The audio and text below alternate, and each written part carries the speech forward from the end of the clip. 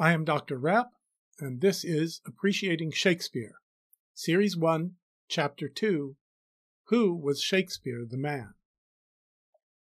In this session, I'm going to answer as best I can the questions about Shakespeare the man that I have most often been asked. The first question is, who wrote Shakespeare's plays? The answer, Shakespeare did. End of discussion. But just so you know, various people have argued, using mostly irrelevant or spurious evidence, that Shakespeare did not write the works of Shakespeare, that they were written by someone else. By whom? Some say Christopher Marlowe, some Sir Francis Bacon, some Edward de Vere, 17th Earl of Oxford, some Queen Elizabeth herself.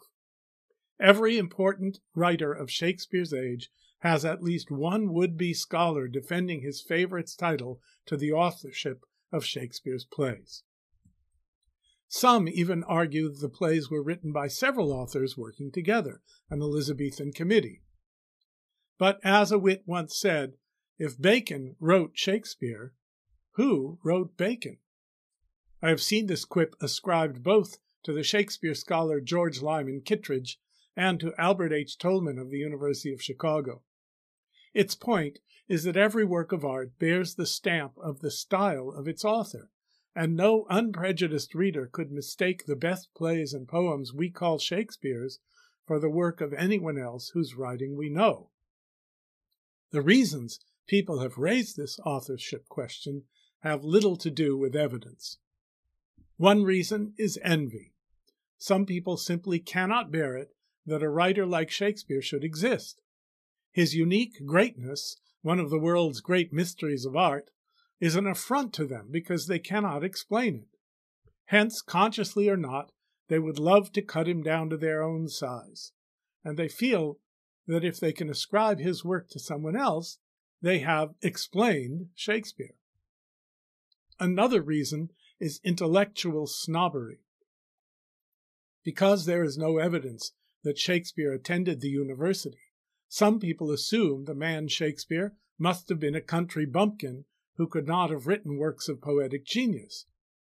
They ignore one important fact and one important bit of logic. The fact is that capable country bumpkins might have got a remarkably good education in local schools like that which Shakespeare probably attended at Stratford. In a moment I will talk about Shakespeare's schooling.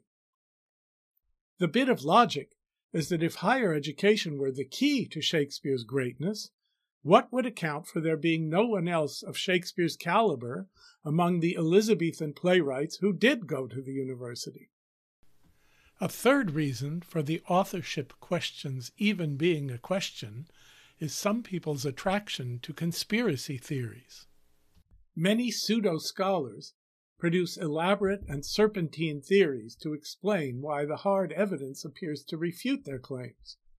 This, along with the pleasure of perpetrating a hoax, is most evident in the so-called Oxfordians, who want us to believe Shakespeare's plays were written by the Earl of Oxford, despite the fact that the Earl died before Shakespeare's last 10 plays were written. In response to these fancies, only 2 points need to be made. First, all the solid evidence we have indicates that William Shakespeare of Stratford-upon-Avon is the author of Shakespeare's works, and almost all reputable Shakespeare scholars believe so. If you want to pursue this evidence, start with William Shakespeare, A Compact Documentary Life by Samuel Schoenbaum, and also his Shakespeare's Lives. Second, whoever wrote the works we ascribe to Shakespeare wrote the greatest works in the English language. Even if his name were not Shakespeare, it would make no difference to our appreciation of the works themselves. Actual end of this part of the discussion. Second question, who was Shakespeare? The facts that we know about Shakespeare's life include the following.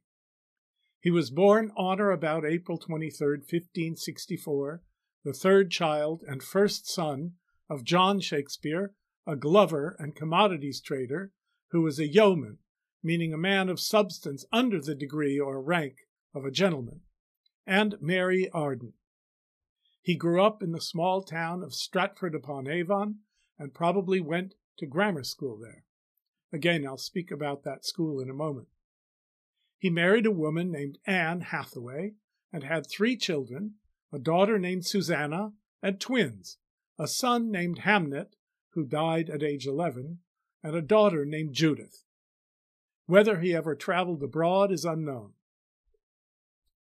By 1594, at age 30, Shakespeare was living in London, acting in plays, writing plays, and owning shares in the theatre company called the Chamberlain's Men, which, with the accession of James I in 1603, became the King's Men. By 1599, he owned shares in the Globe, a public theatre, and by 1608 owned shares in the Blackfriars, a private theatre.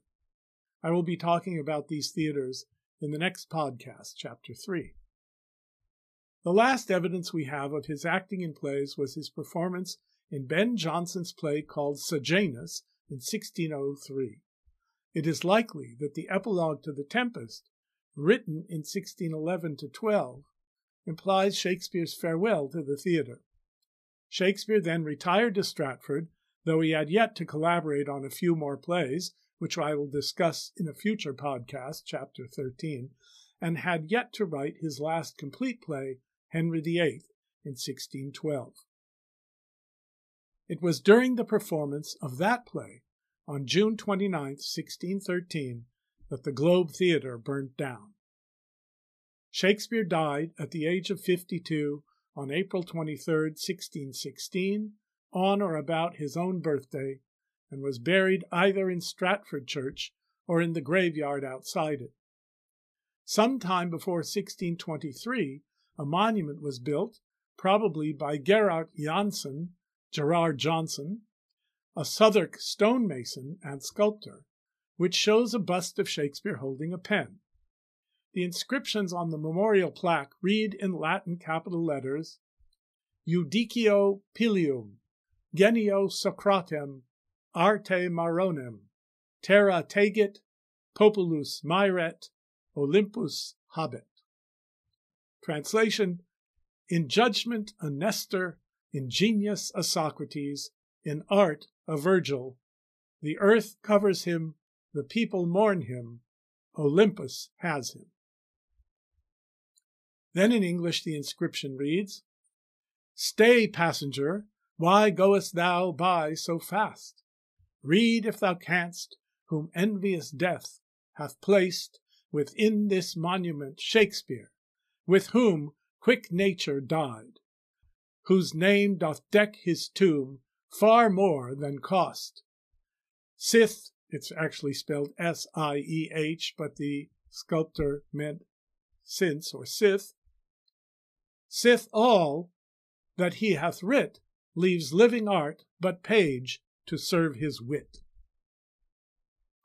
This inscription, though its syntax is complicated and cryptic, asserts that though the man Shakespeare has died, his art lives on to honor him more than any tomb could do. On April 10, 1693, a Mr. Dowdall, visiting Stratford, wrote in a letter that at Stratford-upon-Avon, quote, I saw the effigies of our English tragedian, Mr. Shakespeare. Near the wall where his monument is erected lieth a plain free stone, underneath which his body is buried with this epitaph, made by himself a little before his death. Good friend, for Jesus' sake forbear to dig the dust enclosed here. Blessed be the man that spares these stones, and cursed be he that moves my bones. The clerk that showed me this church is about 80 years old. That stone remains in place. Dowdall is probably not correct that Shakespeare wrote that quatrain himself, but the fear of the curse appears to have kept the grave relatively undisturbed ever since. Rumors to the contrary are not substantiated. What kind of person was Shakespeare? The printer Henry Chettle reports that Shakespeare was civil in demeanor, upright in his dealings, and honest. To the playwright Ben Jonson, he was my gentle Shakespeare. Jonson writes, I loved the man and do honor his memory on this side idolatry as much as any. He was indeed honest and of an open and free nature, had an excellent fancy, or as we would say, imagination, brave notions, meaning worthy, excellent, fine, and gentle expressions. The writer John Davies of Hereford calls him good will, generous in mind and mood, a sower of honesty, worthy to be companion to a king. The minor playwright William Barkstead called him so dear loved a neighbor. John Hemming and Henry Condell, the members of Shakespeare's acting company, who gathered and published the first collected edition of his plays in 1623, called him a worthy friend and fellow. As do many others, the translator Leonard Digges called him affectionately our Shakespeare. Over and over again, people use about Shakespeare the adjective gentle, meaning not only what we mean by gentle, but also of the gentility, gentlemanly, refined, civilized, respectable, admirable, exemplary. And that, apart from what we can gather from the writings, is about all we know of his character. Most of the rest is speculation.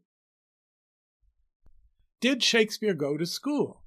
So far as we know, Shakespeare did not attend the university, but the universities then existed to train professionals in law, medicine, and divinity, not in literature.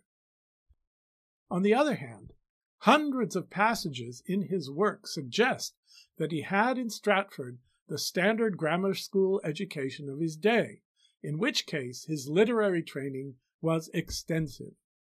In the characters of Holofernes in Love's Labour's Lost and Sir Hugh Evans in The Merry Wives of Windsor, Shakespeare portrays the kind of pedant who might have been his first teacher. Here is a brief picture of the curriculum offered in the grammar schools of Shakespeare's day, including the one in Stratford-upon-Avon. Petty School. 2 years, starting about age 5, of reading, writing, and possibly counting. Students learned under the assistant teacher, called an usher, from 3 books. 1, a horn book, a leaf of paper or parchment framed in wood and covered for protection with a thin layer of transparent horn. Written on the paper were the alphabet, small letters and capitals, combinations of the vowels with the 3 consonants B, C, and D to teach syllables, and the Our Father prayer. 2, the ABC with the Catechism, which contained the hornbook page, the Catechism, questions and answers about the Christian faith, from the Book of Common Prayer, several forms of grace to be said, before and after meals, and the 9 numerical figures plus 0, called a cipher. 3, the Primer and Catechism, which contained a calendar, an almanac, 7 penitential psalms, and other religious texts. Lower School. 3 or 4 years, starting about age 7, of grammar, including Latin declensions and conjugations, writing and speaking. Studies, still under an usher, consisted of the following. 1, students learned the principles of grammar by memorizing the whole of William Lilly's short introduction of grammar, whose 2 parts were devoted to English grammar in English and Latin grammar in Latin. In Act 4, Scene 1 of The Merry Wives of Windsor, the boy William recites verbatim from the Latin section. 2, they learned Latin sentences from a collection of Latin moral maxims and Erasmus's Cato, and read Aesop's fables and the plays of Terence and Plautus in Latin. In some schools, they enacted scenes from those Roman playwrights. 3, they read texts of more recent Latin moral poets and increased their vocabularies by memorizing a short dictionary. 4, they translated passages of the Bible into Latin from English. 5, they learned to speak in Latin from the texts of the continental humanist writers like Erasmus. Upper School. 3 or 4 years from age 10 or 11 of rhetoric, prose composition, verse composition, Latin poets, moral history, moral philosophy, and Greek. Students learned now from the master the following, all but the last in Latin. I hope I don't lose you with this rather substantial list. Rhetoric, Cicero's Ad Herennium for general rhetorical information, Cicero's Topica for invention and development of rhetorical methods, Cicero, Quintilian, and Susan Brodus for figures of speech, and Erasmus's Copia for application of figures of speech. Prose composition of letters, formal themes, orations, and declamations. Verse composition. Latin poetry. Ovid, Virgil, Horace, Juvenal, Persius, and possibly Lucan, Martial, Catullus, and Seneca. Roman history. Sallust, Caesar, possibly Livy. Roman moral philosophy. Cicero's De Officiis. Greek. Grammar and translation of sentences from the Greek New Testament. Okay, that's the end of the list. This training included memorizing and being able to use at least 200 figures of speech, the foundation of Shakespeare's poetic art.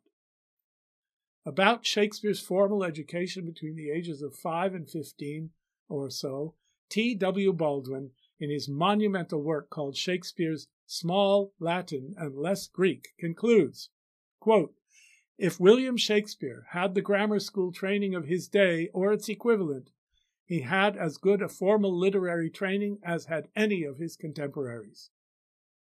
How does this compare to the curriculum of the school you attended? What religion was Shakespeare? Shakespeare grew up in a Christian world and absorbed the Christian outlook. Among his very first reading was the Catechism, a series of simple questions and answers used to teach Christian doctrines to children, and, like his neighbors, he was required to attend church on certain days of the year. He was likely to have known some secretly practicing Catholics as well as Protestants, but nowhere in his plays is there clear evidence that he concerned himself with sectarian partisanship, except that he avoided running afoul of the censors. It would have been legally, politically, and financially dangerous to take a partisan position, even if he had wanted to do so. But in this matter, his practical self-interest and the direction of his imagination seem to have been in harmony. In any case, he mostly kept to the realms of religious thought, where Catholics and most varieties of Protestants would agree. The religious dogmas we find implied in Shakespeare's writing are the fundamental and universally shared ones among all Christian believers. A good parallel in the last century is C.S. Lewis, whose writing studiously avoids the areas of doctrinal conflict between Protestants and Catholics, though he would not have been in political or legal danger in arguing for one or the other set of views. In fact, he was not interested in doing so. Like Shakespeare, he stuck to the shared fundamentals. Both seem to have found that there was plenty to say about those shared ideas without getting into sectarian conflicts. I will discuss Shakespeare's attitude toward Jews when I talk about the play The Merchant of Venice in Podcast C of Series 2, and I will discuss Shakespeare's attitude toward Muslims and Turks and toward dark-skinned Africans when I talk about Othello in Podcast K of Series 2. Important elements of Shakespeare's attitude toward religion will be found in Chapter 7, that is, Series 1, Podcasts 14 through 18. How could one person have written all those plays? My answer is this. If you could write one play like Shakespeare's, then given the time, you could write them all. If Shakespeare had written only one of his plays, almost any of them, we would still consider him to be the greatest of playwrights. Considering that he was able to write one such play, and that he spent most of his adult life writing plays, the number is not so surprising. The miracle is not in the quantity, but in the quality of his plays. How long did it take Shakespeare to write a play? We know that one of Shakespeare's earliest plays, 3 Henry VI, was performed in 1592. 1 Henry VI was probably written in 1589 to 90. His last play, Henry VIII, was first performed in 1613. That amounts to 39 plays, or 40 if we count the Lost Cardenio and collaborations, in about 24 years, an average of a little less than 2 plays a year. Of course, in some years he wrote more and in others fewer. Ben Jonson says, "I remember the players have often mentioned it as an honor to Shakespeare that in his writing, whatsoever he penned, he never blotted out line." He adds that Shakespeare's imagination, ideas, and expression flowed with facility, in Jonson's opinion too much facility. So the implication is that Shakespeare worked rather quickly. Considering that he was also an actor and a shareholder in the theatre company, and that he had a family and property in Stratford, to which he travelled from time to time, we can estimate that it took him perhaps 1 to 4 months to write a play. Where did Shakespeare get his ideas? What were his sources? Shakespeare seems to have read everything he could get his hands on, and it appears that he remembered everything he read and could call upon it all, whether for major plot ideas or for the smallest descriptive details. It is difficult to know for sure every work that went into the making of any particular play, but scholars have discovered plenty of evidence, both of major and of minor influences. The major sources include the Bible, most probably in the Geneva edition, ancient Greek epics, philosophy, especially Aristotle, and tragedy and later Greek romances, all in later versions, translations, or retellings, Roman tragedies, comedies, historical chronicles, and poems, especially Ovid's Metamorphoses, Shakespeare's most often referred to source, and Plutarch's Lives. Medieval works on philosophy, like Boethius' Consolation of Philosophy, probably in Chaucer's translation, and rhetoric. Medieval epics and romances. Renaissance moral works, like Mirror for Magistrates, giving examples of the rise and fall of famous princes. Essays, like those of Montaigne and Erasmus of Rotterdam, and romances, possibly the first part of Cervantes' Don Quixote. English chronicle histories, mainly those of Hall and Holinshed. Poems, like Chaucer's Canterbury Tales and Troilus and Cressida, and Spenser's Faery Queen. Prose romances, like Sidney's Arcadia. Essays, and every kind of old play. In the 19th century, it was common to think of Shakespeare as an untutored natural genius. But as I've suggested, though there is no evidence that Shakespeare went to the university of his time, there is plenty of evidence that he had a top-notch education. I am Dr. Rapp, and this is Appreciating Shakespeare.